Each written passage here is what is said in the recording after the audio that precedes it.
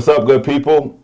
Glad to be here today. My name is Kyle Brown, and welcome to the Kyle Brown Podcast. This is our first episode, and we're excited to get kicked off with a special guest, my guy, Keith Haynie, entrepreneur, corporate risk consultant, and a number of things to our community, but also, man, a childhood friend, man. We go back a long way, and I thought it'd be great to kick this off with someone I know and someone that we can go deep and talk about a number of things that impacted us, impacted the people we've been around, but most importantly, just the impact that we're making in the different industries. So excited to start this off with Keith, man. So welcome to the show, man. How you doing? I'm happy to be here, man. We always have the best conversation. We had a podcast before the podcast started. So right? Happy to be here. Feel like it's a great idea. You're about to have great guests, and I'm the first one, so. The first, man, the first. Guest, so. You know, the first, I think it's so dope because I'm going to look back and be like, man, Keith was the first guest. But I can't wait till I get to my 1,000 guests. You know what I'm saying? You can look 1,000 back. guests. And, you know, it's a long journey. So I'm going to take it step by step. But I'm excited to be able to start this journey with the podcast and really see where it could take. Just take conversation. The biggest thing that I wanted to do is just start recording conversations with my friends. Like, when you 70 and you can look back on like 2,000 plus conversations that you have with friends, and like you never know where people are going to be in life, where they're going to, you know, who may, you know, pass away, who may move to another country, who you may not see for 10 to 12 year spans. But if you can, you know, record those conversations and keep those, I think those are really dope. But video is cool, bro. It's like the new way to go back in time. It is. It is. You can go back and relive. You can go back. And you think about it. If you think about it, we didn't have this growing up. We didn't. Like, not at this level. Bro, not at this level. Like, you had to have a camera recorder. Yeah. If you lose that recorder, you're done. You know what I'm saying? Not at this quality either. Like, the quality is crazy. It's like you're there. Yeah, we're there. Some people camera better than their eyes. Like, you ain't got that 2020. Better than their eyes. That is true. You ain't got that 2020. That iPhone camera a little better than your eyes. So. Absolutely. So I think that's just one of the more important things that I wanted to do is just capture moments with people. So I'm excited to be here, man. But what I wanted to discuss today, man, is really just like your origin story, you know, how you've been balancing so many different brands and how you launched them, but also the people who've been involved to kind of help you curate some of these different brands and ideas. So if you could, I'd love if you can give us a quick little intro of yourself or bio, so you could just tell the audience, you know, more about yourself. Yeah, for sure. So I'm all over the place. I feel like my background and how I grew up and stuff is a big reason as to why, like, my brands are kind of spread out. I'm able to juggle a lot of different things. So I was originally born in Baltimore, Maryland. Baltimore is a huge part of my life that people don't really realize. Always up there every summer. Grew up there, ran around the streets up there as a kid. And then I moved to Charlotte. So Charlotte is another big piece of my life. Lived here for 6 years before my mom passed, and then I moved to Kinston, which was a huge part of growing up, being a man, my adolescence, teenage years. So Baltimore to Charlotte, a brief stint in Durham, and then to Kinston, where I grew up, middle school, high school, Kinston High, went to school with Kyle, Rochelle, Kinston High. The throwback days. But then came back to Charlotte, returned to UNC Charlotte, did 4 years at UNCC, and then I stayed in Charlotte, stuck around after I graduated for another 4 years, and then I moved to DC, basically like a full circle moment for me, because you know, growing up in Baltimore, all my cousins and stuff were always in DC, so I'll always be back and forth, Baltimore, DC, Northeast, and Trinidad. But to come back as an adult and like have that experience as an adult that's working, an entrepreneur now, not really in the hood and stuff. So now I can like experience and like live the life I want and like appreciate where I'm at. So basically all that's to say is like I've had a lot of different experiences. Like a lot of people grow up same hometown, same city or whatever, and they don't really like get all of those extra things that you get with moving around, seeing a lot of different things and being in a lot of different places. So that's kind of how Screw kind of transformed from originally, people don't know, originally started off as a blog. Screw started off as a blog. Really? Yeah, it was like an anonymous blog I had, and it was actually so people didn't know it was from you. People didn't know. It was a really good blog that I had. It was anonymous. It was an anonymous blog. It was really good. And I was a really good writer. Like, I've always been a pretty good writer, but I just needed an outlet so bad because I was just going through so much stuff personally with, like, my family. My dad was going through, like, a lot of, like, recovery and relapse and stuff when I was in college. So at the time, it was like a breaking point. I didn't have anybody I could, like, talk to besides my boy Fu. And even he didn't really know the extent of what was going on. So it came from like a dark place. I was just feeling screwed. But I was like, all right. But I threw my initials in there. So I spell it SKREWH. And my name is Keith William Haynie. So the KWH replaces, like, the other parts. And I kind of embraced, like, the screwed world. It started off as screwed thoughts. Yeah. And Ant wanted to get into music, so I started, like, low key DJing, like, online now. People don't know that either. Yeah, bro, you telling me new stuff. Yeah, like, I don't think I knew this stuff. So it's a lot of stuff breaking on the podcast. Yeah. I don't think I knew this. That's interesting. One, I didn't know you lived in Charlotte before you came to Kinston, and that's interesting. And for the audience, we both are from Kinston, North Carolina, also known as the 252. We rep our area codes pretty hard for the K in North Carolina and the K in general. So Keith and I go back for a long time. I met him when he moved to Kinston. I can't even tell you the age.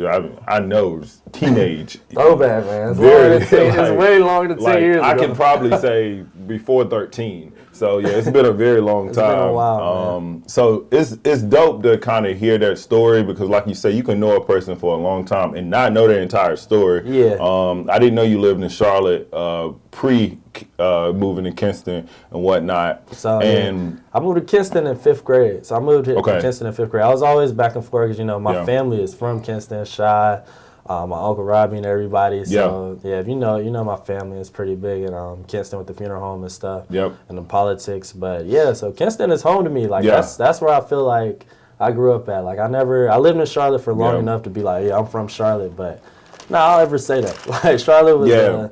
Charlotte's an interesting experience for me. Kinston is home to me. Like, that's home. And I got a fun fact for you. I don't know if you know, but my whole dad's side of my family is from Baltimore. Oh, really? Completely. Which part?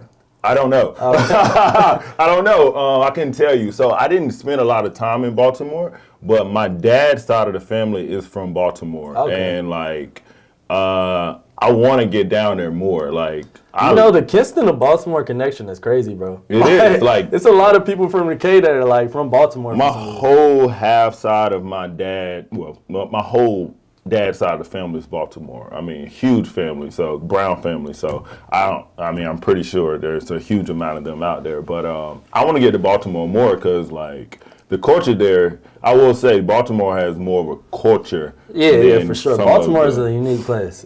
Very unique, very unique. It gets its its stereotypes and whatnot, but it's a dope spot. It's definitely its own place for sure. It's one of those cities like people don't really realize. Like New Orleans has its own culture, DC has its own culture, but Baltimore has its own.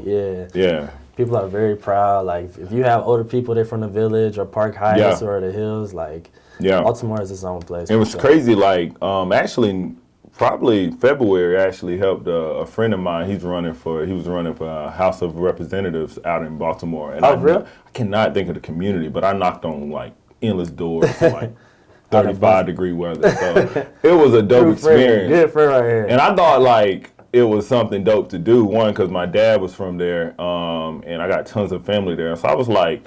He's running for office here. I might as well literally hand knock on doors and figure out, like, meet people. Like, what is this community like? A community I didn't get to grow up in, but literally the whole half of my family did. My mom is from Kinston, so most of my life I grew up in Kinston. Shout out Ms. Brown. Yeah, she is a juggernaut of the Kinston community. Shout out to my mother. So that was super dope, like to hear. You know, like, I knew you were from Baltimore. I don't know if you knew I was from there. And, like, I didn't know you had lived in Charlotte before. So that's super dope. And that's why I say these conversations are important because you don't even know certain things about people you've known forever. But to pivot back to the Screwed conversation. So Screwed is a lifestyle fashion brand that you created. What year would you probably say you created? I would say the blog started, like, 2016. But, So it transformed from being like the blog, the music to like photography and videography. It all just started like things I needed an outlet. Like I needed somewhere to like put my time just to focus on something else. So I would say the videography and photography piece, which is the key core to like the fashion, started like 2017, my senior year. Like, got you. So we were in Miami. This is how screwed, as y'all know, it started. Yeah. So we were in Miami spring break. And Ant decided he wanted to start rapping. I was like, all right, bet. Like, he want to start rapping, so we need some videos. Like, I always used to, in high school, I always used to be on my laptop on, like, iMovie and stuff. So I had the idea. Yeah. I just took that joint to another level. So the first video I made was Serena, Racks Like Serena by Ant. And it was crazy edits. Like, the edits were so crazy on that video for, like, your first one. Yeah. I was like, okay, like, I'm pretty good at, like, designing, doing these colors and stuff. And then, like, I started doing graphic design. I started doing this cover art and all that stuff. Then I just started making my own designs. I had so many that I had, like, just lined up. So I went next door to Surge House, and he printed off my first T-shirt.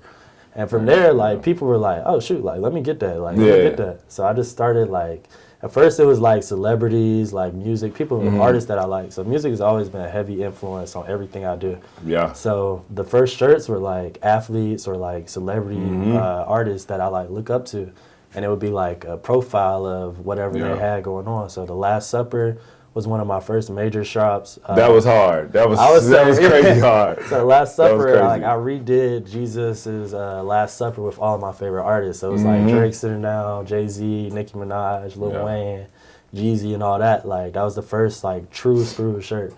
And from there, stuff just started like growing. And I'll say that shirt really spoke to our generation. Like, you know, the artists of our generation from the 2000s to like the 2015-ish time frame, like the people you had on that shirt were like very inspirational. Our generation, like, honestly, I feel like I could have took that design a lot further than what I did. So like the way I see it is like, you know how people like grandma have the Last Supper pictures hanging. Yeah. I feel like you could hang that picture up somewhere because like it could go somewhere. The concept of that design was so fire. Like it was crazy. It was so fire. I had to drop that shirt. And I was thinking like, what made Keith think of this? This joint is tough though. It's very tough, and that was one of the, I can definitely say, one of the staples for Screwed as a fashion brand. But I remember like 2016, 17, I just graduated college 2016, and I started seeing you like put out videos and content and things like that. I was like, yo, I didn't even know Keith had these skills. Like I was like, yo, he's making logos, he's designing, he's doing videography. And one, I don't know if you remember, but in like 2016, 17, Travis Scott was on top of the world. Yeah. And like your videos gave me like a glimpse of like Travis Scott videos. And like, I thought it was super dope that you had that same vision. Like, I was like, oh, I had no clue Keith could do this. And then, like you said though, like Ant was rapping. So you started just like getting outlet. into it as an outlet. So I thought that was super dope. Question. Back in high school, were you in journalism or yearbook? No, I never got into it. So it was Jaquan and all of them, Fu, and all of them, they were in yearbook. But I always used to advise in the background. You didn't do that? I used to advise in the background. So like a lot of the superlatives we had, like my senior year, like I came up with some of those and like some of the concepts, but like I never was in it. I didn't ever have a camera. Fu was the one with the camera. Yeah, he did have a camera. Fu was the one with the camera. I had a yearbook my senior year, and it introduced me with Mr. Moon, right? Mr. Moon, my guy. Shout out to him. Shout out Mr. Moon. He introduced me to the Adobe suite, okay, and I fell in love with it, and it was to the point where I was like, I want to go to school for like journalism or like sports journalism and things like that. Because, you know, back then all you think about is sports, which is crazy. But like I wanted to go to school for potential like sports journalism.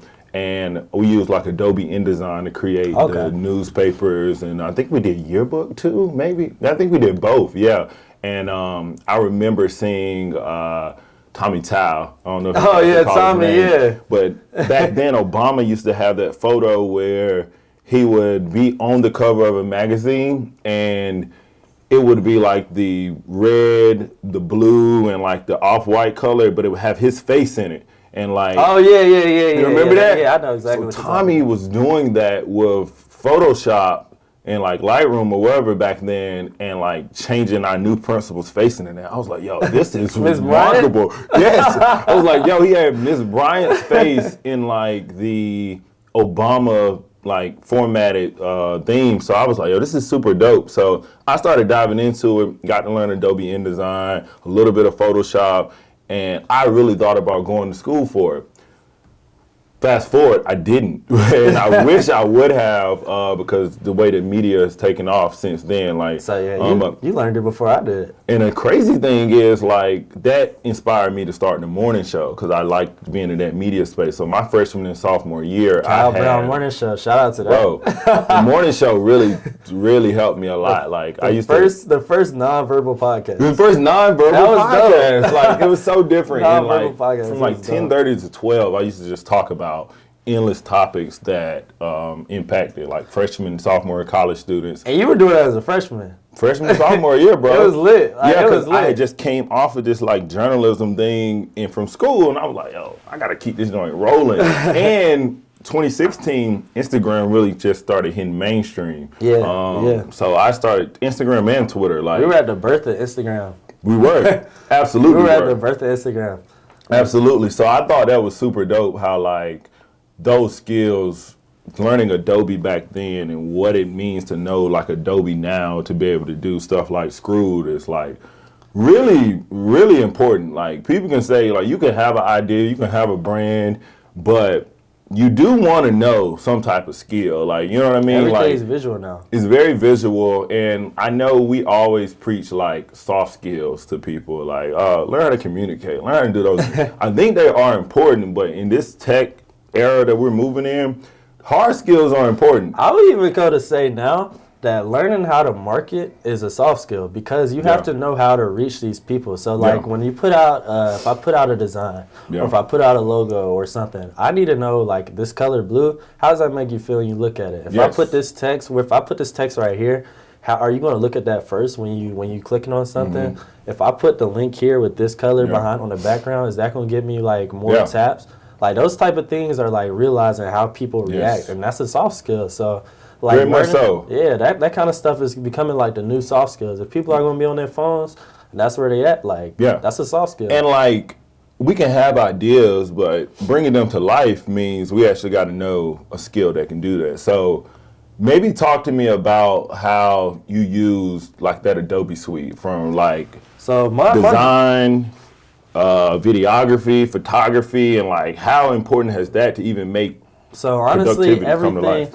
Everything started with the videography. Like, I did mine so backwards. I didn't use YouTube for a second to learn how to edit videos.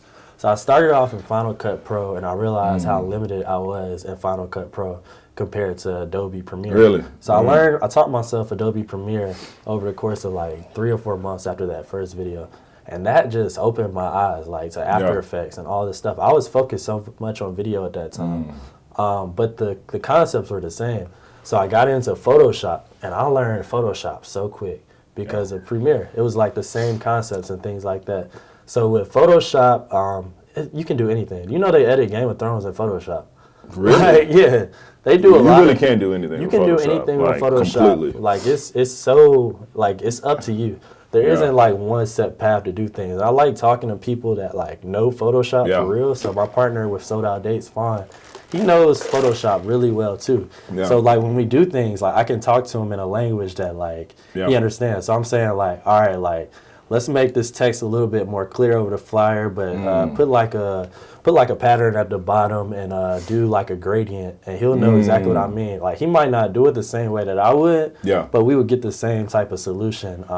Just because we know that same language. Yeah. It's definitely a language learning Photoshop. Exactly, and that's why I kind of wanted you to highlight, because we can have an idea to drop a brand. We can have an idea to market, an event.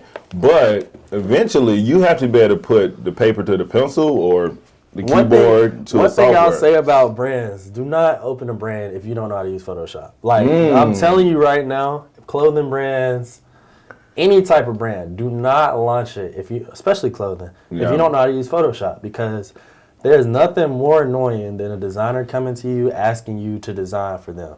Yeah. Like, Yeah. like I understand the logos and the stuff like that, but like having coming to a designer and asking me to like make Design your clothes, you. I feel like I should be selling it. Yeah, absolutely. You know what I mean? Like, I just made you can't even talk to me in the brand. language of what I did for you. Like, you know what I mean? And like a lot of times there's no like set like idea. Like, how am I supposed to sit here and I design from like an outlet. So like I can't like design from you telling me what you want. Absolutely. So you know what I mean? It has to come from somewhere. So it's better if it comes from your fingers than mine. It's like people would rather pay you for your creative genius. Yeah, that's what they're paying for. Their brand. You know what I'm saying? Like I might as well a couple brands. I might as well have dropped this segment as my brand if you even cared to drop that. You know what I mean? Like I feel like I've launched at least 10 brands. Like I've launched 10 brands for people. Yeah. And I'm like, every time I see them sell stuff, I'd be like, damn. That's me. The importance of skills is key. Like you can start a brand, you can have an idea, but you got to be able to put some tangible skills down to a piece of artwork. If it's digital, if it's on pen and paper, you gotta have talent. Yes, you gotta have some form of talent, and I think that's something that's overlooked some days for younger generation. Is like, well, I got an idea, I'm gonna throw it out there, but there's a number of like skills that come along with that. Fun fact, it's funny. I used to think you was telling me about the origin of Screwed. I used to think Scrooge or Screwhead. That's a funny thing. Like at first, like a lot of people thought it was Screwhead, and like that was an inside joke for like everybody that was in the inner circle gang. I'd be like, let's see which one pop off, like Screwed or Screwhead, bro. But like it would just always come. It was never Screwhead. Like, and a lot of people thought it was Screwhead, but I would always be like, I'm not gonna correct you just to wait and see. Like, I had endless product and was calling it Screwhead. You were not the only person. I think like I didn't find out it was Screwed until like deeper into the game. Like a lot of people didn't, because I never like publicly would announce the name. Like I would never be like. I never like came on social forum and like it's Screwed. Like, your facts. You never said like the pronunciation was never like done out loud. See, it was like my second or third pop up. See, this is a thing that niggas don't know on the secret blog site. Like it was a whole post about like how is Screwed versus the Screwhead, and then like on the about page deep on the website it's up there too. But that was never like. Because, like I said, I want to see which one would pop off. Is it Screwed or Screwhead? Like, you was testing. Yeah, I was testing. It was like market. It was A/B like test. It was a blind A/B test. Yeah, exactly. It was an A/B test. Yeah. It was a you ran a whole A/B test on it. Hey, it was calculated. It was definitely calculated. It worked though, and I don't think people Screwhead or Screwed. I think they were equally happy about what it turned out to be. So I was at like my second or third pop up that she threw in Charlotte for Screwed, and I said something to CP, and she was like, I hope you know. I was like, yeah, bro, keep killing it with this Screwhead or something like that. And she was like, I hope you know it's called Screwed. And I was like, bruh, you joking, bro. I was like, you joking. It's not Screwed. It's not Screwed, bro. She was like, nah, it's called Screwed. Like, you should ask Keith. And I was like, I just left it alone. Like, she's probably right. Yeah. And I did ask someone else. I'm like, what you been calling it? It was like Screwed. I was like, yo, I've been calling that joint Screwhead. But you'll meet a lot of people that call it Screwhead, though. Screwhead? You would definitely meet a lot. People to this day still call it Screwhead. I like the fact that, you know. There was an A/B test, but the A/B test over. It's Screwed. Yeah, it's Screwed. It's Screwed now. Like Screwed got it. Screwed one. But no, like my favorite thing about the brand is like it's a lot of like inner personality with it. Like a lot of people will feel connected to it. Like if I'm in Charlotte, like I'm going to see some Screwed. Like ads. People are gonna be like, oh shoot, I know Keith. Or like I've been to one of the pop ups. Like I had a good time at the pop up, and that's kind of like another like I would say outpost for me, like something where I could pour into like who I am. Like I like being around people, I like connecting people, and I like to put my art into real life. So that's kind of where like my favorite thing about Screwed outside of designs was like the events. Like I could have my own events through this platform, so people would look forward to the pop-up shops and stuff. Like they would look forward to like coming and everybody got on Screwed, and then they could go out into the world and spread that Screwed around. Like it was cool. Like it's definitely been fun. It's kind of like segueing. Like my Screwed events have like magnified extremely with like Sold Out Dates, which is a new company we started in May. So Screwed has kind of like been taking a backseat a little bit just because of how much work it's taken to get sold out dates off the ground. I guess we'll get into that a little bit later. But yeah, that's basically where like another portion of my life, I feel like it's been a part of like my evolution publicly. Yeah. Like there's always been things like internal people may not have known, but like it's more of like a public evolution on a grander scale now. So that's dope. And I think it's good that, you know, like, hey, it can take a back seat. It didn't retire, but it just took a back seat as you transition into to sold out dates. But let's talk about the pop-ups, because I think that was powerful. Like when you go to an event, like some people go to pop-ups and they see items because they want to potentially buy. But when I went to your pop-ups, people already had the merch on. Yeah. So like that strategy around pre-order my stuff to have it on at my pop-up. And when you get there, you're going to have an amazing time on top of, you may purchase something else. Like, what made you think of that type of idea? To me, it's authentic marketing. So like, I know, like, I got close friends. They're going to buy my stuff. Yes. And they're going to want you to know that they got it on. Absolutely. So when you get to the pop-up, like, I got people that's texting me beforehand, yo, I need that shirt. I'm going to wear it to the pop-up. And I'll be like, all right, cool. Like, you can get it, wear it. So it's like this thing I have. Like, if you're in a small room right now and there were 10 people in this room, you would say this room is lit.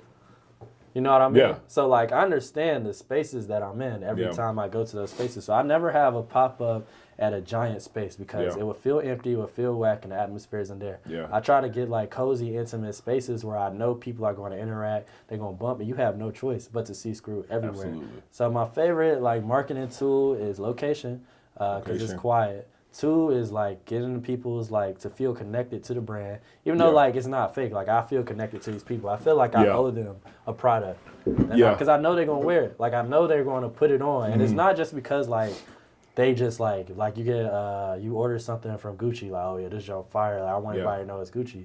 No, they wear it like because they're like, oh, it's Screw. Like, I want everybody to know this is like Screw. Like I was at that pop up when I got this shirt or when I got this hat. So, like, those are, like, part of the authentic marketing pieces that I would use for the brand.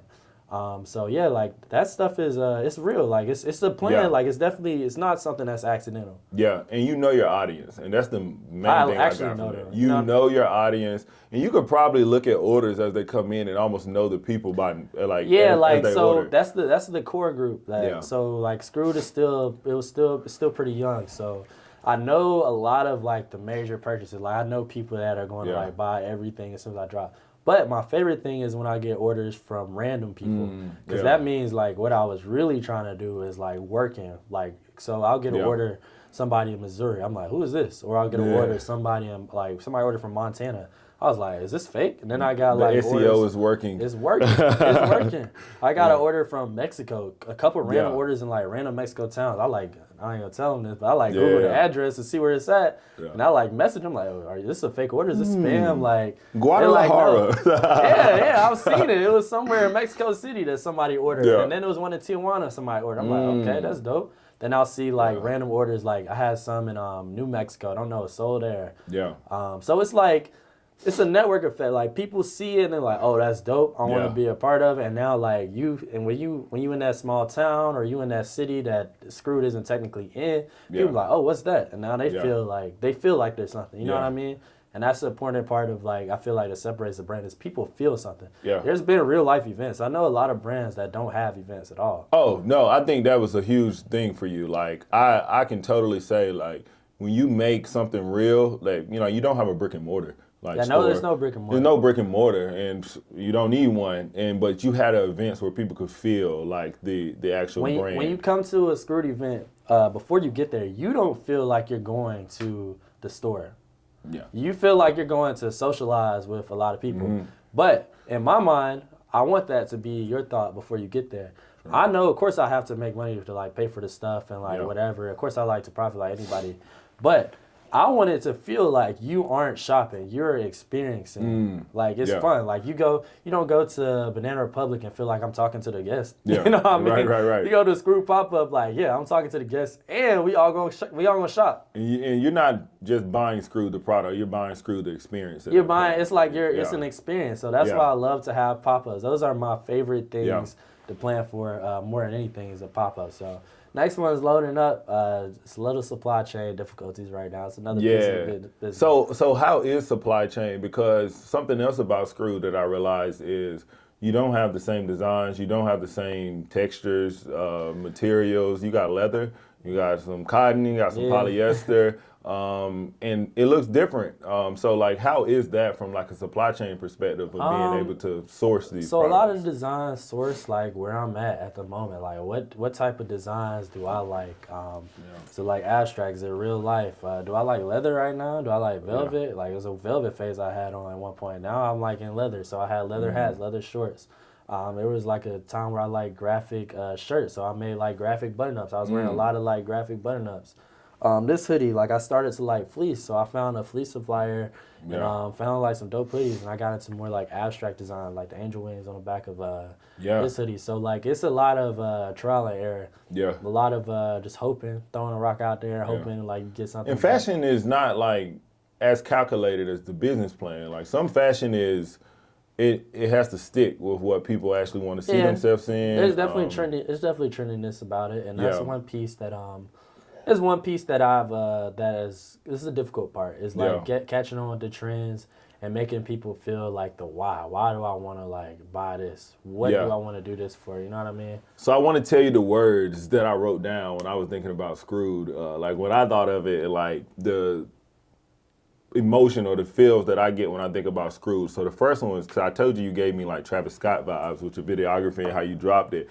First, I was like, this is like trippy urban wear, but not like trippy as in like hippie, but it was like giving colors, textures, different like representation of different type of art. And then like you said, you added in the angels, and then you add in like the historical figures with like the former artists and like the artists of our generation. And it felt like it was like urban streetwear mixed with, and you could maybe not think of it the same way I do, but as a consumer, it was like urban streetwear mixed with like a biker boy type of vibe, because typically we haven't used a lot of like angels and like artwork and mixing them together and like using that kind of like, it's like a divine type of presence around the figures that you had. Like use Jesus, use angels, and you included that in with urban wear. So like, is that something that made those two connect for you? It's all like everything is very real. So it's all like a combination of like who I am. So people also don't know I grew up and I was baptized and confirmed Episcopal. We went to church together at AME Zion, which is a branch of Episcopal Church for African. Hey man, I am AME too. That is me too. So you know, we was at Zion, Reverend Prison. Shout out Reverend Prison. Yeah, shout out to you. But no, I grew up Episcopal, like in Baltimore. I went to St. Bartholomew's, which is my grandma was one of the first black people at that church. It's the 60s. So our family is like cemented in that church. Yeah. It's still about 90% white, but everything it still comes back to like my ties to Christianity and religion. Yeah. Even though I'm not like the most hyper religious person, but like it all ties into like, so last year when I started the Blessed to Be Here collection, like I was just like taking a bird's eye view of my life and like things that I've been through, and I was like, damn, like I'm literally like blessed to be here, because like if you wrote down like my story or like where I've come from or the things I've been through, you wouldn't picture me in a high-rise apartment in downtown DC in Navy Yard, like traveling all over the world. Like that person is in Kinston or in jail. Like, you know what I mean? So I was just sliding to like feel blessed to be here. And I wanted to share that with everyone. And a lot of the angels and stuff, like my mom and grandma, like all those people, like that's stuff that I like put into the designs when I was making it. I felt like when you have this on your back, that's what I feel. I feel like my mom, my grandma are on my back, like watching me. And like I know other people have that same feeling, like they have people that are there watching them, and it's like an angel, or they might feel blessed to be here too, even if they don't know the true story behind the collection or behind the brand. A lot of that stuff is like, it's a true output. Like it's like what I'm really putting into it. So like this year, a lot of stuff like the new logo with the crosses is like still blessing us. A lot more like subtle stuff. Some of those 2 shirts that I dropped earlier this year were like stuff that was like, It was a Haitian Revolution shirt, and I was just getting really into like slave revolts, where we come from. Like I was telling Haitian you, Revolution shirts are tough. yeah, Like, Haitian Revolution is catching those. it's together. if you ever get a chance, look up the Haitian Revolution. Like really read into it. It's a very interesting. Oh, we can have another episode on that, Keith. It's a very interesting topic. We're gonna run that back for sure. But we were talking off camera earlier about like my aunt doing the research on my family, so I just started researching all of this slave colonies or slave places, and the Haitian Revolution was like very standing out to me. The other shirt that hasn't never been released, but people have it. The Zong massacre. There was a boat from Africa that was sunk on purpose for an insurance claim, and they killed 113 like slaves.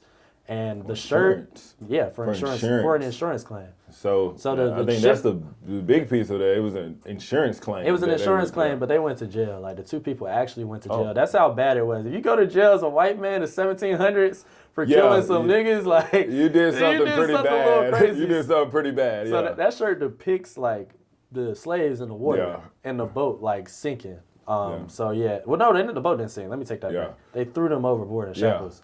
So, like, that's what the shirt is depicting. So, like, a lot of the designs are, like, what I'm experiencing at that moment, or the inspiration is real. It's never, like, something like, all right, I need to think of something hard. Yeah. Like, you know what I mean? It's, like, clouds, what I might be thinking sky. Is hard. You know what I mean? Like, so I feel like that's dope. A differential. Like, and I think, you got to have motivation. It got to come from a real space, and and people can see that. You know what I'm saying? So that's dope to see. So, Screwed has definitely was a springboard for a lot of things. Screwed is definitely a springboard. The pop-up shops led to a community of people who automatically looked at Screwed as more than a brand. And now you have a new venture. Probably say 6 to 8 months. Yeah, we started in May. Our first event was in May. The planning process started in like December. Yeah. It was literally crazy. I was coming back from Turks and Caicos, and I text Fawn. I'm like, bro, like, let's start like a travel concierge company to DC. Like, people always hitting us up, like, what are we doing in DC? What's the move?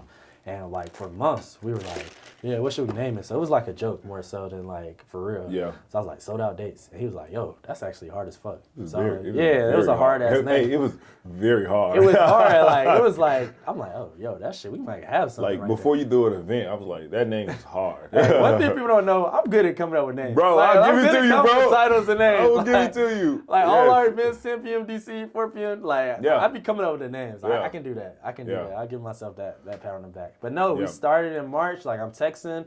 And the craziest things, like, I know a lot of people feel this, like, the craziest things will hold you back. So for the longest, Sold Out Days was held back because we could not decide on a logo.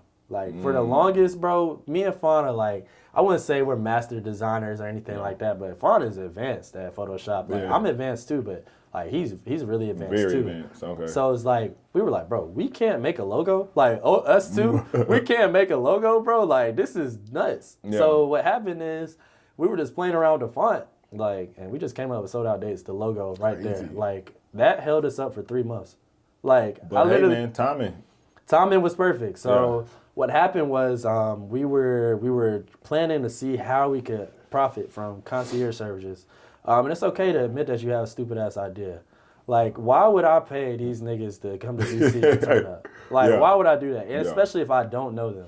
Yeah. Why would I do that? So that was a dumbass idea. Like, it was literally a dumbass idea. So I recognized you gotta have self-recognition. Like, that's stupid. Let's do something else. So I was like, all right, let's lock in for real. We went and got a cruise ship that could hold about 250, 300 people. We rented that cruise ship in March for $10,000. And I was like, bro, summer fling. This is the boat party? The boat party. Okay. So people think like the Drake night was all we were at that point. So this is another progression of the story. So I'm like, bro, we got to sell tickets to this boat party. Yeah. Even though people don't know us like that in DC. Well, people know us, but like to sell out a cruise ship boat party for tickets over $100, that's a tough sell. So very much a tough sell. So we started off the Drake night in May. I didn't expect it to go like that at all. Like, for starters, like, it was a free RSVP party, like, but it blew up because the design was so crazy. We made a flyer and we put Drake and Abraham Lincoln. I put Drake and Abraham Lincoln's in his presidential portrait and made a flyer out of it. Yes, it was absolutely one of the best ways I've seen Drake be portrayed. And I think, like you said, design, man, because, like, It was dope. Sold out dates was dope. Yeah. Dope. But the follow up marketing with it and like that's being the able funnest to, part about it. Yeah, converge the two. And then on top of it, like, man, you chose Drake. Like, Yeah, that's our favorite artist. Yeah, like we were like, you chose yo, Drake. Me and Fawn, we both love Drake. We listen to Drake so much, and like we know other people Yeah. might even like that nigga more than us. So we're like, I might got you beat. I don't know, bro. I don't know. I don't know, bro. Honestly, never mind. I've been on it. I've been on it since night one. I don't know, bro. I've been on Honestly Never Mind. Like, Honestly Never Mind has been getting played. It's crazy. But you know why we like it is because we travel a lot and we go to places where they're not just playing where like, that music hits the most. Yeah, like where Drake made me know like I was right when I first started saying I liked it. I looked at his interview like 2-3 weeks ago, and he was like, "Yo, I went to like Ibiza, and I went to like Central Page, and I went to Ibiza, and back then." It was very like house music, EDM, a little bit high like pace music, and I was like, "Yo, if I was in Ibiza while Honestly Nevermind was out, I would go crazy, right? This album would be it. Nuts. Like it would be crazy." And like I get it, like, and I get where Drake was coming from. Like his international presence just grew because Honestly Nevermind is an awesome. It's awesome, bro. It's coffee shop, awesome elevator, vibe, like party on a yacht. Party, bro. I was on a yacht listening in Colombia. Honestly, never mind with a bunch of Colombians. That jump was. That's why I was like, bro, this is what this is made for. You hear the beats, like the way they coming in and that upbeat, like, and it's fun. Like it's fun music. So like that's the thing where the like Drake parties like started because like people relate and they have a good time and he has a catalog that you can like play all night. Like you can play it all night. The entire night. We don't ever get through the whole thing. Like, but also, like, I remember when you did one of your first sold out dates events, the Drake night. Honestly, Nevermind just dropped. Oh no, let me tell you about that. I was wondering. Yeah, let me tell you about that. You dropped Honestly Nevermind, but it's a Drake night. The world is like, do I like it? Do I not? See. And then you were like, nah, y'all about to like this. Y'all about to love this. Y'all about to like this Drake. Y'all about to love this. And you introduced it. So how did that go? So, bro, it was cool. So the first Drake night we had was in DC, right? And it was crazy. I was talking to our DJs. I was talking to JB, Broad Day J, excellent DJ. I was talking to Jordan, great woman DJ in DC. I was talking to Fawn. It was like, nigga, you talking crazy. I'm like, bro, we taking this tour on the road. I told them in May, I'm like, bro, we're going to Boston, we're going to Houston, we're going to Philly, we're going to Chicago. I had like the calendar planned out. No events booked, no venues booked, nothing. Yeah. I just said, here, bro, this is my plan. Like, we're going to do this. They was like, yeah, all right, whatever, let's do this first party. First party goes nuts. So we go to Costa Rica 2 weeks following, and we're in Costa Rica. We're actually at a waterfall, and I get a call from Brooklyn. They're like, yo, we can get you in on a Thursday night. We'll let y'all see, like, we'll test y'all out to see how y'all do, because y'all not from here. Like, I'm like, yo, I'm talking to Fawn, like, yo, Brooklyn on the phone right now. We got the end. Honestly, Nevermind dropped the week after that on Friday. So I was like, look at this blessing from God. I'm like, bro, I heard Sticky. I'm like, oh, God. Bro, we are going, I don't care what the internet says. Bro. Real life, I feel like we debuted that damn album in Brooklyn. And that's the perfect place to have a party. I'm telling you, from afar, I felt as though you helped, at least our community of friends and people that we know as alike, I feel like you helped introduce people to the album more than Drake did. No, bro, we were out in the fields. Like it was like to the point where I was like, bro, I know Drake is sees this shit somehow. Bro, people are responding. I don't care what they're saying on the internet. Like this shit is like going in the club. Like, I don't know how text go green when in your car, but if you was at a sold out dates, the text go green might have been sold out dates. That jump is going crazy. Or change my name. That joint's probably going crazy in there. I remember when we were in Brooklyn. I'll never forget it. Like this is probably one of my proudest nights. We in there like sold out night in another city, in New York City.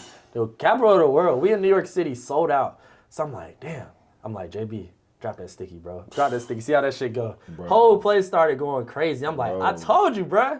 I told you. Bro, like, it's fun. It makes you release yourself. It is, bro. And it's not like 808 drums, trap drums. It's a different type of drums, but it's like you can be upbeat and have fun. You want to have fun. Yeah. Like, you want to have fun. I feel like our community doesn't really, like, we're all, like, trapped out, 808, like. And not to cut you off, but it doesn't give bottle service. Yeah, it does. I don't know if that's interesting. It gives fun. Like dance. I can have it gives you a dance party vibes. Fun. And I don't, like, stand up. You don't got to be on. You see what happened after, though. Yep. Lil Uzi dropped Wanna Rock. Beyonce dropped. Like, Yes. it started Break like, My this is Soul, where we're and then- moving towards, Yes. like, fun music. We're moving towards an era where people have been locked in the house Yes. for 2 years, 3 years of the pandemic. Now people want to get out and have a good time. They lost out on time. I feel I'm one of those people. Fun, and it's fun music, and it's international based too. Like when you go to, I would say, anywhere in Europe, you're gonna get that type of music in a lot of the cafes, the lounges, any of the clubs, and that's just what they vibe to. Yeah. Like bottle service is big over here for us, Yeah. but And over especially in the there, South. that type of music, like people want to vibe out, and I started seeing in our culture. People are like, no, I ain't gonna go out tonight if I can't get a section. Yeah. I ain't gonna go out tonight. I'm like, bruh, like. I'll get to that piece. I'll get to that piece. And that's part of the reason why we Yeah. started Sold Out Days. We transitioned from the concierge to like, we partied a lot. So we wanted to have our own party. We realized we were spending thousands of dollars and not having fun. Yeah. So when we started Sold Out Dates, like the whole idea was to have fun, to take away the sections as the focus and put the party as the focus. Yes. Like, bring the parties Experience. back. Like that's what we wanted to have. So Sold Out Dates. Our specialty is called themed events. I don't even really like to call it parties. Yeah. You're partying when you're there. I But it's almost don't it- like to call it a party either. yeah, because it's more of an event, and Yeah. like it's definitely an event. You go there, it's an experience. You're paying for your ticket in advance. Like we don't have them every weekend. Like it's not like we're promoters at a club or something. Like it's a true it's a business. Like it's an event. So what we wanted to do is take away the focus from the sections, and we wanted to use venues that had stages, that had lights, that were like you get up there, people get on the stage, they feel like, oh shit, I feel like I'm Drake right now. Like I feel like I can perform up here, or like I know the words of this song. I'm about to sing this song because I don't ever hear this in no party. Yeah. So that's what we wanted. That's why we got JB, because JB, the first time we heard him was Church on Sunday in DC. He was playing Frank Ocean in the party. I was like, oh shit, I've never heard this before. I was like, and bro, the Frizzy Frank. I said, let's go back, JB. Let's go back, JB. because it's music like that. I love Frank Ocean music, but we don't get it. Like lounge, club. You don't hear that. You don't. But you love it. You love it though. And our type of people love it. You know what I mean? Absolutely. And that's the crowd we wanted to bring out. We wanted to have fun. Like we wanted people to have a good time. When you come to a sold out event, I want you to leave saying that's the best party I've been to this fucking year. Yes. Even if you went to a better party early in the year. Even if you went to one of our parties early in the year. I want you to leave that night with your girls, with your homies, like, yo, that shit was fun. And guess what? I didn't buy a section that's I maybe didn't buy a cost section. $800 Now- to $1,000. Now, that is a fun. I'm not going to take away from the experience, but for the masses, you can have more people having fun. I want the people in the middle to have fun and the sections to have join in on that. Yeah. So of course we sell sections. I mean, like we'll sell like a few. We don't want the whole club. Yeah. I'll never book at a club. Like I'll never book at like have a sold out dates event at like a true club where I have to like, all right, we gotta get this money because we gotta hit this bar minimum. I want it to be where, all right, we gotta hit this peak. Like, are they about to kick us out because people jumping around having too much fun? Like, is people passing me their phone trying to get songs played? Like, that's what I want to have. Yeah. You know what I mean? So like, that's where we kind of rooted from, and that's kind of why we grew so fast. Because so many people wanted that. Yeah. So like we went from, it started in May with 0 followers of sold out days. And we got to about 4,000, 5,000 now in 6, 7 months. 7 months. I have Instagram that I've had since 2012, and I have 3,700 followers. And it took me 10 years. 10 years, like shit is like exponential. And then like on even TikTok, like that's a whole nother game, another ballpark. That's like one of our biggest pieces of marketing.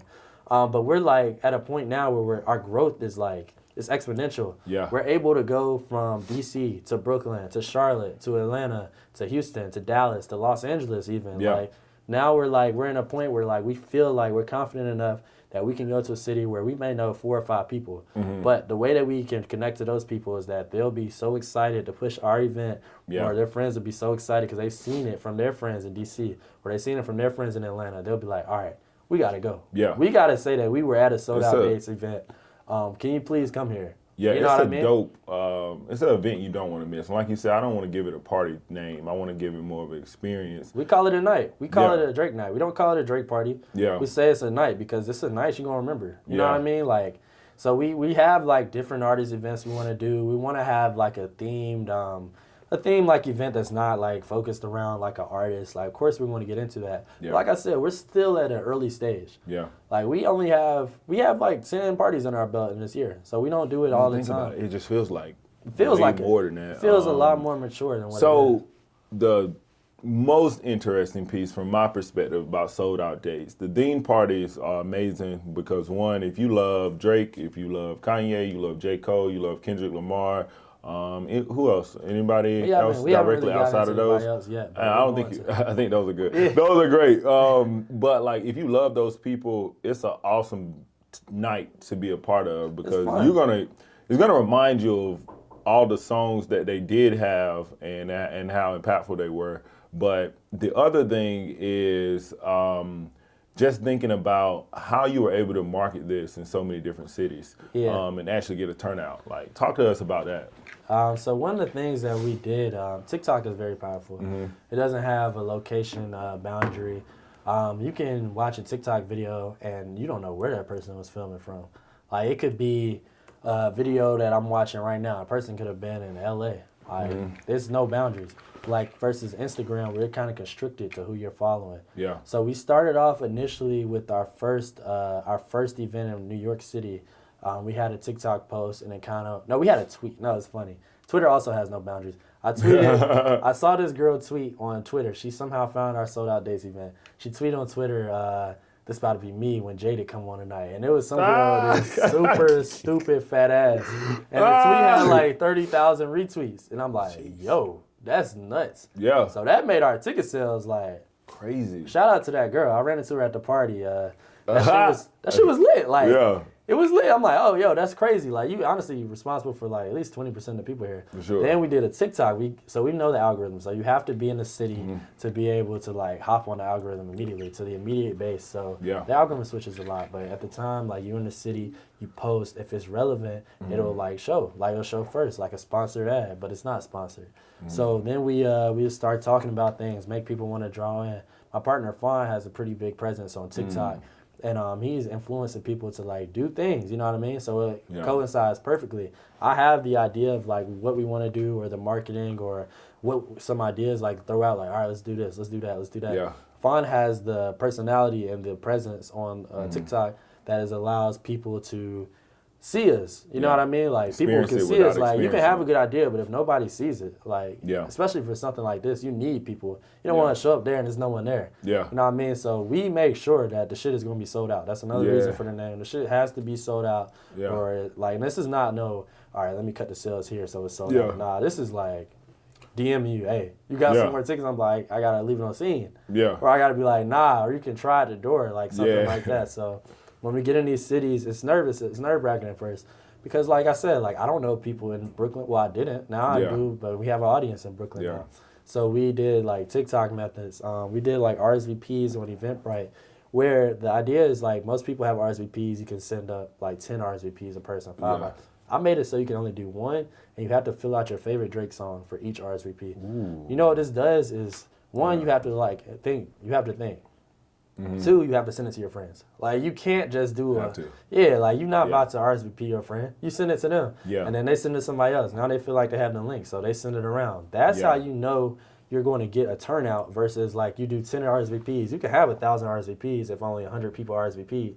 If you have 1,000 RSVPs and 1,000 people RSVP, you're going to get at least 700 people out. You know what I mean? So, and that's awesome. I think that's a jewel. Like, that's a gem right there. Yeah. Like, you consolidated the number of people that could actually RSVP for the event, because if you some of the Eventbrites or whatever it may be, you can RSVP for 4 to 5 people, put multiple names in there, not guaranteed that they're going to actually show up. It feels good in your head. It feels good. Oh, I got 5 people. Yeah, it feels good. I got 5,000 if you do one, RSVPs. You put your favorite Drake song down, you're not going by yourself. Yeah. No, you're just not. It's 98% chance you're not going by yourself. But some people do show up by themselves, but most people not.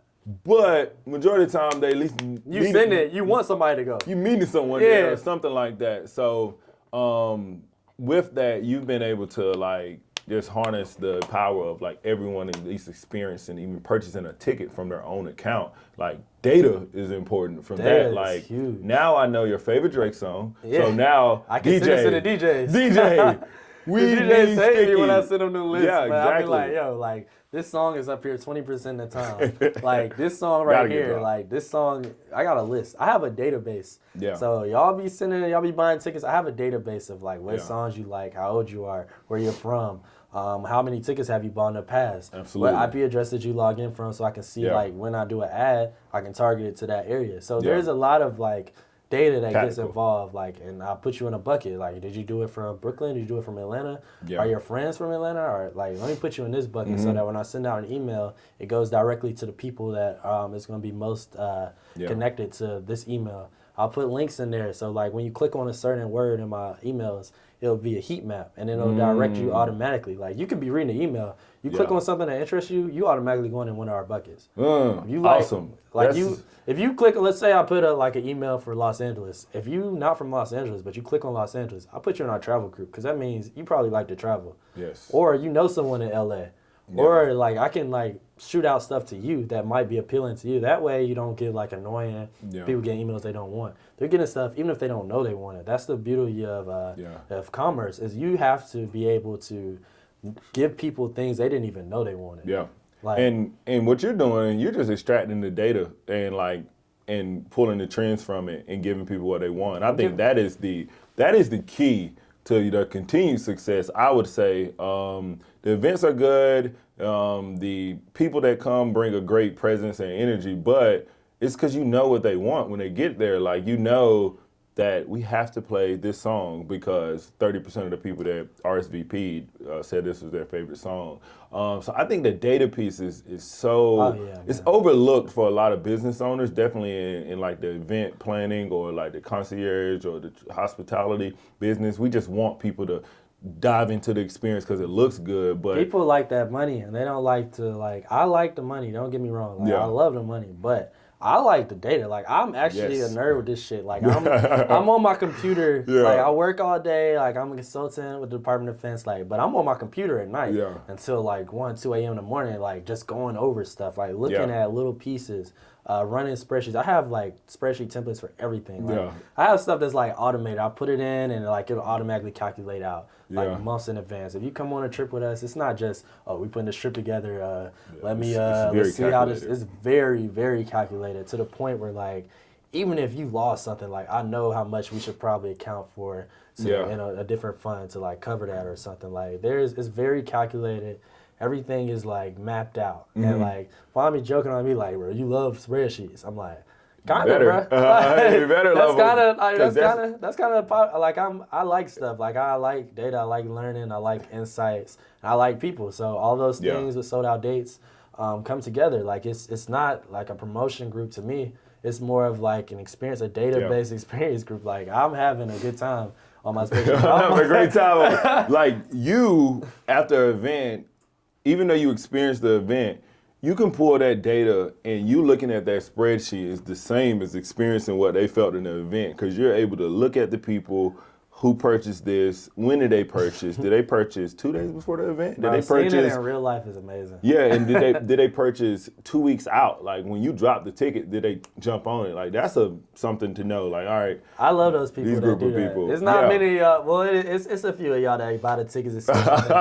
But black people love to buy same day. It's nothing better than seeing that graph, that trend line, like first day, early birds, then like throughout the week it's slow, then the Thursday, Friday, boom, boom, boom, boom, boom, boom. Yeah, every minute I'm getting a notification. I'm like, oh man, shit. And it gives you, and you being able to know that from a data perspective, it makes you be able to say, I'm not stressing. I'm not stressing. Yeah, like I've seen the data. I know how many people clicked on this page. I know where they've been clicking from. Like I know how many times our posts have been shared. Yeah. So like if this post has been shared like 500 times, I know it's gonna sell out.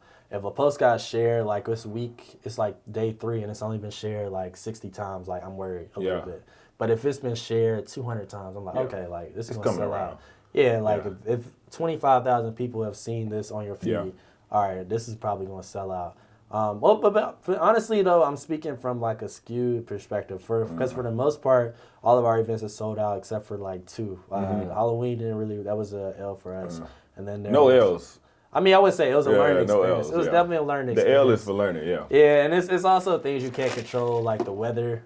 Yes. The weather, the Yes. rain, and theme parties, I would say, like in another city or themed events. It's kind of hard, like, it's kind of hard to just throw in a themed event. But no, like, I can see, like, trends. I've understood the data. I know the analytics now of, like, what works, what doesn't work. Even down to, like, our flyer placement. Like, if we have a certain color, like, Atlanta, we had this light blue for, we actually did an A/B test with this. But it was a light blue flyer with a plane on it. And that thing got shared almost 2,000 times. Then we made one, which I thought was honestly really cool, like kind of like the Views cover. We made it with Drake sitting on the Mercedes-Benz Dome. It was gray, though. Yeah. It was gray, and the text was in white at the bottom. And there was just something different about it. Like, it only got shared like 100 times versus like that fucking 2,000. Like, you know what I mean? Weird, though. It was just weird, and I was like, dang, that's crazy. But that's why you test, though. You test and you learn like what the human eye is looking for. So it's things now automatically like, you put text right here and it's a little too big on one word, I'm like, I already can text one, I'm like, yo, size this down. Or I'll like send it to font. Yeah. Like, yo, put like a layer on the bottom of this so that we can like make it pop out a little bit more. Or something like as small as like a color tone. Like people are predisposed to certain things that they like. So once we are able to create like the image of our customer and like the way that we know they are and what they respond to, like that's kind of what fuels us to go forward and what makes us able to like touch markets that we haven't before because our customer is similar. All right, we have similar customers. You know Got it. So, are there any tools that you're using to help you with like markets that you don't live in to kind of help market? Are there any specific tools out there you mind sharing? I would say like specific tool, TikTok for sure. Word of mouth is still the greatest tool. Like you can't beat human interaction. You can do all the data and numbers and stuff you want, but the people are going to matter first.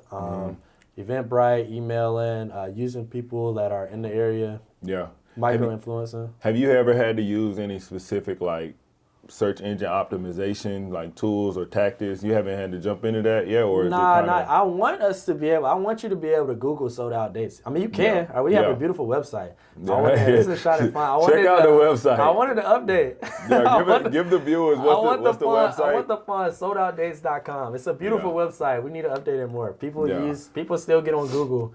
And when you go to Google, I want you to type in things to do black, DC. That's my favorite search in other cities. I do things to do black, Chicago. Things to do black, London. I absolutely search that every time I go want that to sold out dates to be the first thing to pop up. Even if we aren't having an event that weekend, I want that shit to be the first one to pop up. So that's our next frontier is like the website optimization, like total takeover, like things to do black. Sold out dates should pop up because one, sold. Two, sold out makes you think you're going to get there. Three, the dates. Like, are we going to be there? Are we going to be in your city? Are you waiting for us to come down? So you might push your DC trip back if that sold out dates. People literally DM us that all the time. They'll be like, yo, like me and my girls are in town this weekend. Like, sold out dates having something? I'll be like, nah, not this weekend. Schedule. Like, yo, I'm having my birthday in Houston. Sold out dates still having that event out there in Houston this weekend. That's real though. It's real. We get that all the time. We get that all the time. Because when you go a place, you feel so much better knowing that event is going down and you know you're going to have fun. You want to know what the black people doing. Absolutely. I don't care. Like, you can say it's fun. I don't want to be at the bar listening to Taylor Swift. I haven't. I don't want to do it. I don't want to do it. I'll walk the hell out. Yeah, and it's interesting because, like, I've been to cities where I know there is a black population, but I did not know what was going on with that population. Didn't know where it was. So, like, you just missed out on, like, probably a dope experience that you just didn't know. So, man, I think it's dope just transitioning a little bit. Like, we talked about Screw, we talked about sold out dates and how they all came together as theme-based businesses, passions for like your own artistic value that you've been able to bring through fashion. But there's a big part of you that is very much business focused. So right now I know you're pursuing your MBA. So talk to me about, why you decided to pursue your MBA and like the value of that with being able to manage multiple businesses and balance them. Yeah, so outside of like my businesses and stuff like that, like I've always been like very business focused. I started my MBA during COVID because I had too much time on my hands. Like I was bored and I started at UNC Charlotte, like when the program was online. And I was like, all right, cool. This is like be a good value add. I didn't really understand the MBA. Like I didn't understand like why people get MBAs. Because I was in Charlotte, I was comfortable, I was making money. Like I didn't know anybody with an MBA. Like if anybody I knew would have had an MBA, it would have been you. Like so and I don't have mine yet. I was like, do I need this MBA thing? Like I didn't know anything about it. But things progressed during that time, and I feel like I needed a challenge. Like I needed an elevation to be around more people that might be like me. So that's what college is initially. But MBA business school is kind of like the same thing. So I transferred. I was like, Charlotte's too easy. Like, and I also wanted to move to DC because Charlotte was getting too easy in general. Like it was just too comfortable. I was in the same house since I graduated from college. Like I was doing the same things. Like I needed a change. I needed a challenge. So I moved to DC where like I knew it was more expensive. I knew I had to go get it. Like I knew I had to get bigger jobs. Like so I had like a whole new network of like friends and people that were getting after it, things that they were doing and they were successful with. And it was like eye-opening to me, like a dude from Kinston, like all my friends making $100,000. Like that's the minimum. When I moved up there, I wasn't, well, I mean, combined, of course, but like at work, I wasn't. I was like, okay, like shit, this is how we moving? So I transferred into the Smith School of Business at University of Maryland, which was a good decision. It was a great decision, honestly, because it challenged me. Like I hadn't been challenged truly in a while. So like I was challenged. Like I had to go to class for 3 hours, like twice a week, 2 or 3 times a week. I had a network that expanded to people that were like similar minded. They wanted to expand business. They wanted to launch businesses. They would challenge my thought process. I'm not always right. Like we have group projects. I have to work with people I truly don't agree with on anything. Like people I don't agree with in anything. Like, and I mean but we can make a good PowerPoint. We can make a good presentation. Like we can sell this product, even if we fundamentally disagree, which is not a bad thing. So I feel like business school is one of the only places where you can have that type of incubator. Because like without it, where else are you gonna go? You know, one of the first classes I ever had in business school, he was like, all right, y'all have fun. This is the last place where you're going to make friends like this. And I was thinking about it. I'm like, damn, where else would you make friends as an adult that want to start businesses? At work? Like, y'all trying to quit your job? Like, y'all plotting on the job? Like, no. So this is one of the things that has really inspired me, even outside of the Smith School. You kind of get, as a black MBA student, you get networked in with other MBAs. So there's a program called MLT, Management Leadership of Tomorrow.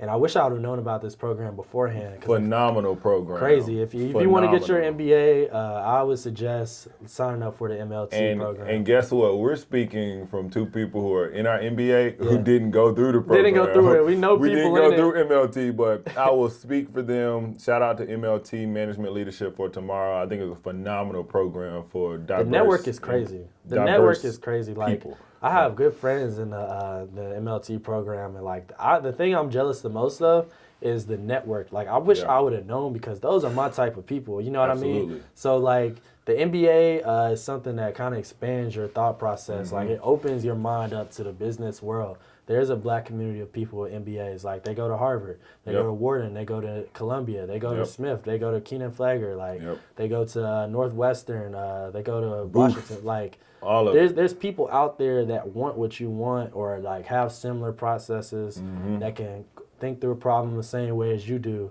and they're MBA students. So that's kind of one of the things that I'm starting to appreciate more with my MBA program. Like for instance, in 2 weeks, I'm going to Africa for my program to consult for a small business. So like there's things like that I wouldn't have been exposed to had I not done the MBA program.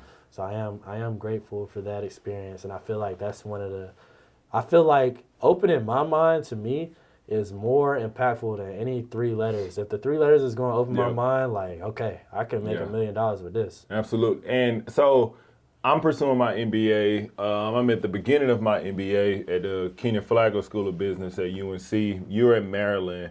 That was one of the schools I actually looked at also, because I knew a few people that went through the program, and they talked wonders about like just the mindset shift that it gave them.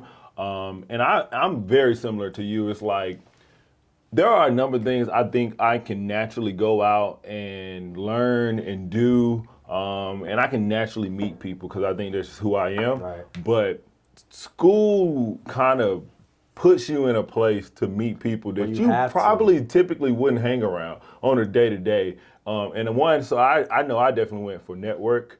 And then I also went from, I wanted something rigorous. Like, I think that was another big thing for me. Like, I need something that's going to push me outside of my comfort zone. And there are some people that don't believe in getting the MBA. I can kind of like debunk that to say that I think it's very valuable.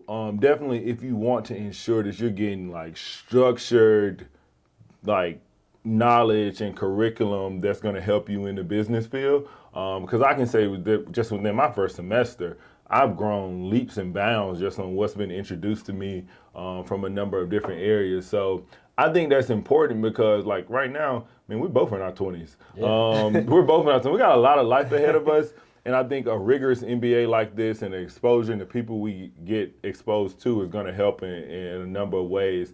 I think, like, when we think about business, a lot of the times our communities haven't been exposed to people who've ran businesses from the ground up, or we've been exposed to some of the same businesses.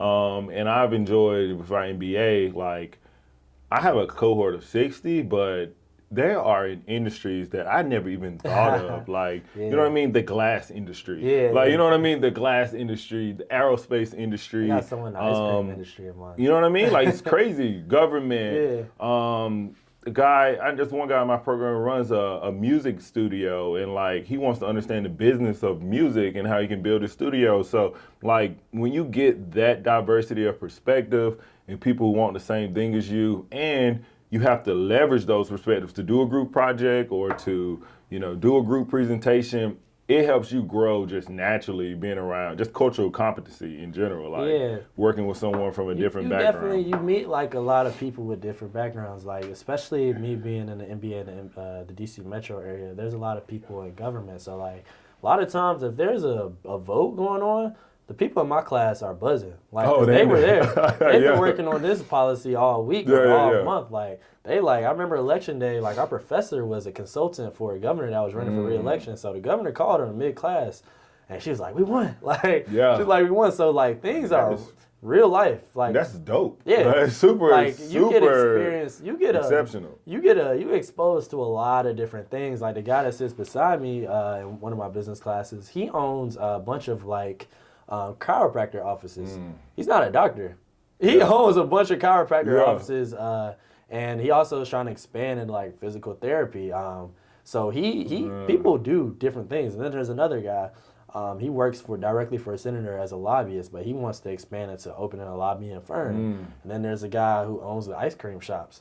Like there's a lot of different people that you get exposed to. And I love to hear how like yours is very like you get a lot of government politics focus because you're in the DC Metro. Mine is very financial services because Charlotte is like the second, financial capital in the country. So like I'm learning everything about Bank of America, learning everything about First National Bank, Wells Fargo, mergers and acts that these companies have bought other banks and stuff. So we're getting like firsthand knowledge on a new merger that a bank or a new company may be doing. So I think that like you really can't duplicate that experience, but in some of these schools. Right. So I know that's been extremely impactful to me. Back to the exposure piece, your family has operated and owned a funeral home service in our hometown. And I could probably truly say, growing up, probably 3 to 5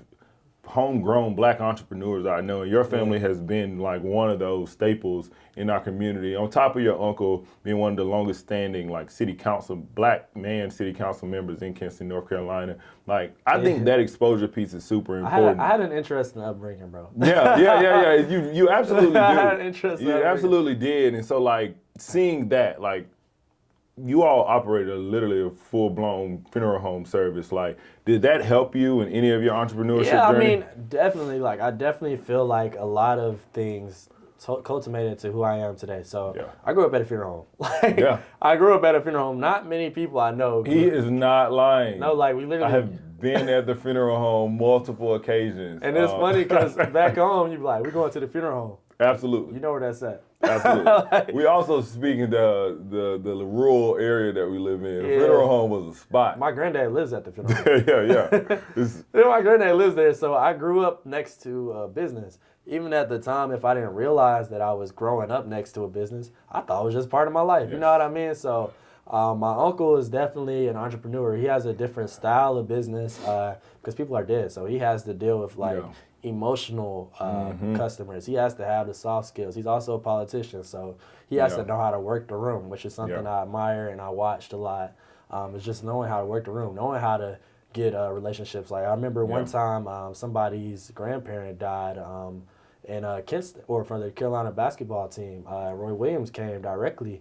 And my granddaddy just gave him a card, and Roy Williams came back like a few months later and sent my granddad some tickets and like a sweater to the game just off of like small touches. So like I feel like a lot of things like that I learned like just soft skills, learning how to work the room, learning how to talk to customer service. Like, that's huge. There's no business more customer service than death. Oh my God! You're talking to someone's family who this may have been unexpected, or there's maybe beef in the family, or there might be two wives that you don't know about. Like there's a lot. They're emotional all this time. So it's one of the hardest, high pressure industries for emotional intelligence. So I feel like that's one of the things that I took away from that business. I don't really know too much of the financials of the funeral home. Like I never really like dug into that. But as far as like how to run it and like understanding the emotional piece, learning how to deal with all types of people, because I mean everybody dies. So you deal with all types of different people. But on the flip side, I also have another uncle who's very entrepreneurial based on my dad's side of the family in Baltimore. So every summer, he was very into hospitality. Like he was he's on the Maryland Hospitality Board. My Uncle Mike, he was the president of a hotel downtown Baltimore. So we used to live like sweet life of Zach and Cody. Right. Every summer we had a different room like every day. Like I mean like we're like we're like 13 to 16 years old. Book bagging it. Hugging it out downtown Baltimore. Yeah. We get to go back to the Tremont, like any room. We know all the staff. We know all the workings. And I just saw his style, which was he's a little bit of an asshole, but like I understood like the firmness, like what you need to have. If you want to get something done, you got to make sure you're on top of it because your face on the line. I've also seen him launch different businesses and things of that nature. So I feel like there's definitely an exposure piece that people don't get credit for that's very important. And like I think that like I'm open to exposing, like when people ask me questions, I don't like hesitate to answer because I know how important. I was exposed to things that were by chance, by the grace of God. Exposure is everything. Like I don't care how smart you are. If you've never seen an engineer, you might not become one. Bro. Like you have to see it. Like I think it's so important. Like it's so crazy. Like your uncle made me want to join my fraternity. Like, well, he probably didn't know that. Like, so just being able to show people that you can do things that maybe they didn't expect or they didn't see in themselves, that like that exposure piece is important. And I think like seeing those people in our communities that went to college, that started their own firms, that did those things are directly what I go to now when I'm trying to think about a new business or a new venture or whatnot. And you need to see it. And the greatest thing about our generation is that like the restraints are kind of like erasing. Like we can be those people for other people now. Absolutely. Like this new generation, especially now with everything being visualized of what you do, we can be this new generation that we're being a front-facing piece for. Like we can expose ourselves to like people that want to do certain things. Like I have a lot of people my DMs like hit me up randomly like, yo, like I see you be having like motion, or you doing your thing, bro, or you traveling all the time, and like I'll be very open, like I'll tell you what I'm doing, like I'll tell you how I'm doing it, like I'll tell you like what I need to do this, like type of things. Like I feel like that piece is so important. And it saves you so much time. Like when I graduated from high school, I thought I wanted to be a nuclear engineer. I think I was like orthopedic surgeon. Bro, how many nuclear engineers are in Kinston? We don't even have a nuclear power plant, bro. It has to be Zip. I typed in salaries of the highest engineers, and nuclear engineer was number one. Yeah. At the time, in 2013, I was like, I need it. I said, I'm going to school to be a nuclear engineer. I said the same thing. I tore my ACL. I was like, orthopedic surgeon. Yeah, right now. I saw what he made off of my surgery. I was like, Whole time, Yeah. I didn't know a single engineer, but I knew Zero. entrepreneurs. And if I would have known that like business or things like that were an option, or you Yes. could make unlimited money, like even though I live right next to one, Yeah. like I was just like, all right, engineer, I need to make this money. Yeah. Like I'm not gonna own a funeral home. Mhm. Like, you know, like our paths are so singular, but like one of the things that I think like exposing people is like even like subliminally. You are exposing them to new opportunities and new pathways. Yeah. And even with now, I'm still learning. I don't know everything. I Yeah. don't know half of everything. Like Absolutely. business school, I done learned so much new stuff, man. It don't even make sense. Like you just crazy. exposure is crazy, and I love being exposed to different stuff all the time.